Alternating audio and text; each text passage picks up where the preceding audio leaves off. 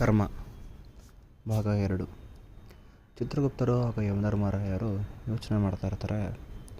ಚಿತ್ರಗುಪ್ತರಿಗೆ ಯಮಧರ್ಮರಾಯ ಹೇಳ್ತಾರೆ, ಇದಕ್ಕೊಂದು ಬೇಗ ಸೊಲ್ಯೂಷನ್ನ ನೀನು ಹುಡುಕೊಡ್ಬೇಕು. ಯಾಕಂತಂದರೆ ನಾವು ಹುಟ್ಟೋದನ್ನು ಮತ್ತು ಸಾಯೋದನ್ನು ಯಾರೂ ತಪ್ಸೋಕ್ಕಾಗಲ್ಲ. ಸೊ ಆ 3 ಜನದಲ್ಲಿ ಒಬ್ಬರು ಹೋಗಬೇಕಾಗಿತ್ತು. ಸೊ ಆ ಒಬ್ಬರು ಹೋಗೋದನ್ನು ತಡೆದಿದ್ದು ಆ ಇಬ್ಬರು ಯಾರು ಅಂತ ಕಂಡುಹಿಡಿದು ನನಗೆ ಒಪ್ಸು ಅಂತ ಹೇಳ್ತಾರೆ.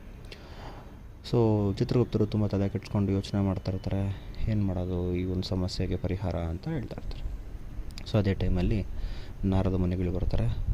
ನಾರಾಯಣ ನಾರಾಯಣ ಅಂದ್ಕೊಂಡು ಚಿತ್ರಗುಪ್ತರು ತಲೆ ಕೆಡಿಸ್ಕೊಂಡಿರೋದು ನೋಡಿ, ನಾರಾಯಣ ಏನಾಯ್ತಪ್ಪ ಅಂತ ಕೇಳ್ತಾರೆ. ಚಿತ್ರಗುಪ್ತರು ಅವಾಗ ಎಕ್ಸ್ಪ್ಲೇನ್ ಮಾಡ್ತಾರೆ, ನೋಡಿ ಒಬ್ಬ ವ್ಯಕ್ತಿ ಅವತ್ತಿನ ದಿನ ಕೊನೆ ಆಗಬೇಕಾಗಿರತ್ತೆ. ಬಟ್ ಆ ಟೈಮಲ್ಲಿ ಇನ್ನಿಬ್ಬರು ವ್ಯಕ್ತಿಗಳು ಅದನ್ನು ತಡೆದಿದ್ದಾರೆ. ಸೊ ಇದನ್ನು ಹೇಗೆ ನಾನು ಸಾರ್ಟ್ ಔಟ್ ಮಾಡಬೇಕು ಅಂತ ಕೇಳ್ತಾರೆ. ಸೊ ಅದು ನನಗೆ ಕರೆಕ್ಟಾಗಿ ಎಕ್ಸ್ಪ್ಲೇನ್ ಮಾಡಿ ಏನಾಯಿತು ಅಂತ. ನೋಡಿ, ಒಬ್ಬ ವ್ಯಕ್ತಿ ಒಂದು ಎ ಪಾಯಿಂಟಿಂದ ಬಿ ಪಾಯಿಂಟ್ಗೆ ಹೋಗಬೇಕಾಗಿರುತ್ತೆ. ಸೊ ನಾವು ಅವ್ರಿಗೆ ಪ್ಲ್ಯಾನ್ ಮಾಡಿರ್ತೀವಿ, ಒಂದು ಕಲ್ಲನ್ನು ಅಡ್ಡ ಇಟ್ಟಿರ್ತೀವಿ, ಒಂದು ಚಿಕ್ಕ ಕಲ್ಲು.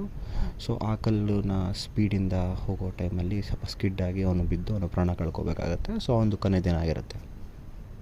ಮತ್ತು ಇವಾಗ ಏನು ಪ್ರಾಬ್ಲಮ್ ಆಯಿತು ಅಂತ ನೋಡು, ಅದೇ ಟೈಮಲ್ಲಿ ಇನ್ನಿಬ್ಬರು ವ್ಯಕ್ತಿಗಳು ಹೋಗ್ತಾರೆ. ಜಸ್ಟ್ ಅವರು ಸಾಯೋ ವ್ಯಕ್ತಿಗಿನ್ನ ಮುಂಚೆ ಒಬ್ಬ ವ್ಯಕ್ತಿ ಹೋಗ್ತಾನೆ. ಅವನೇನು ಮಾಡ್ತಾನೆ, ಹೋಗಿ ಮುಂದೆಗಡೆ ನಿಂತ್ಕೊಂಡು ಟೀ ಕುಡಿತಾ ಇರ್ತಾನೆ ಆ ಕಲ್ಲು ಇರೋ ಜಾಗದಲ್ಲಿ. ಇನ್ನೊಬ್ಬ ವ್ಯಕ್ತಿ ವ್ಯಕ್ತಿ ಟೀ ಕುಡಿತಾ ಇರ್ತಾನಲ್ಲ, ಸೊ ಅವನೇನೋ ನೋಡ್ತಾ ಇರ್ತಾನೆ ಅಂದ್ಬಿಟ್ಟು ಇನ್ನೊಬ್ಬ ಅದೇ ಹೋಗೋ ದಾರಿಯಲ್ಲಿ ಆ ಕಲ್ಲನ್ನ ತೆಗೆದು ಸೈಡ್ಗೆ ಹಾಕ್ತಾನೆ. ಸೊ 3ನೇ ವ್ಯಕ್ತಿ ಅಂದರೆ ಸಾಯೋ ವ್ಯಕ್ತಿ ಅವತ್ತಿನ ದಿವಸ ಸಾಯಬೇಕಾಗುತ್ತೆ. ಸೊ ಇವರಿಬ್ಬರಿಂದ ಅವ್ನು ಸತ್ತಿರಲ್ಲ ಅಂತ ಹೇಳ್ತಾರೆ. ಓ ಹೌದಾ, ಸರಿ ಬಿಡು, ಅದಕ್ಕೆ ಯಾಕೆ ತಲೆ ಕೆಡ್ಸ್ಕೊಂತ, ಏನು ದೊಡ್ಡ ಪ್ರಾಬ್ಲಮ್ ಅಲ್ಲ ಅಂತ ಹೇಳ್ತಾರೆ. ಓ ಹೌದಾ, ಪ್ರಾಬ್ಲಮ್ ಅಲ್ವಾ, ಏನು ಹಂಗಾರೆ ಸೊಲ್ಯೂಷನ್ ಇದಕ್ಕೆ ಅಂತ ಕೇಳ್ತಾರೆ. ಓಕೆ, 3ನೇ ವ್ಯಕ್ತಿನ ಮೊದಲನೇ ವ್ಯಕ್ತಿನ ನೀವು ಕಳಿಸ್ಬೇಕು ಅಂತಿದ್ರಲ್ಲ, ಅವನೇನು ಪಾಪ ಕರ್ಮಗಳು ಮಾಡಿದ್ದಾನೆ? ಇಲ್ಲ, ಅವನೇನು ಜಾಸ್ತಿ ಪಾಪ ಕರ್ಮ ಮಾಡಿಲ್ಲ, ಬಟ್ ಆದರೆ ಒಂದು ಕೊನೆ ದಿನ ಅಂತ ಹೇಳ್ತಾನೆ. ಓಕೆ ಸರಿ, ಕಲ್ಲು ತೆಗೆದು ಹಾಕಿದ್ನಲ್ಲ, ಅವನೇನು ಪಾಪ ಮಾಡ್ದ?